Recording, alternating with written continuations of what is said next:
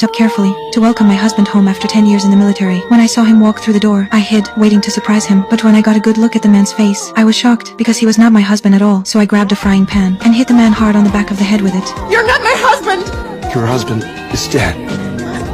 When I saw my husband's memorial photo, I could not hold back my emotions anymore. I broke down sobbing. I had waited for 10 long years, and in the end all I got was a cold photo, seeing me so heartbroken. Tony rushed over to comfort me. Then he took my wedding ring off my finger and put his own ring on my hand. Now I'll be your husband. What? That's what he asked before he died. I was furious when I heard that. I could not accept this stranger in front of me, no matter what. So I angrily kicked him out of the house. Losing my husband nearly broke me. I cried all day long, but Tony did not leave after being kicked out. He was afraid I might do something drastic, like do something foolish. At that moment, he heard the sound of glass breaking, so he jumped in through the kitchen window right away. Luckily, I had only fainted. My body was not hurt. Tony immediately carried me into the bathroom. With a shock of cold water, I slowly came to. Tony finally breathed a sigh of relief. He had promised a comrade to take good care of his wife for him. If anything happened, he would never forgive himself in this life. Although I knew he meant well, I still could not accept it at first, so I told him to leave quickly. But when I came out of the bathroom, I saw that Tony had put on my husband's clothes. In that moment, I seemed to feel my husband was back by my side. I walked up behind him and leaned my head gently on his shoulder, telling him about my years of longing and pain. Tony felt deep pity when he heard this. Then he slowly turned his head and gently stroked my face. Then we slowly kissed. From then on, I slowly began to accept him. We washed dishes together every day, read books together, did the things we liked together. Our feelings gradually warmed. When I slipped back into longing again, he would thoughtfully bring flowers to cheer me up. Slowly, I realized I had fallen in love with the man in front of me. Just as I decided to accept it all, Tony suddenly put his uniform back on to say goodbye. He said he had been called away on an urgent mission and had to leave immediately. I rushed to block the door with my body, hoping he would not leave me, but he said this mission was very special. He had to get back to the unit before dark. These past few days had been the happiest of his life. He would definitely return safely and wanted me to wait for him in peace. Watching Tony's retreating figure, I felt so reluctant to let him go. I never expected that a few days together, she would fall deeply in love with this man. However, what surprised me more, Tony had just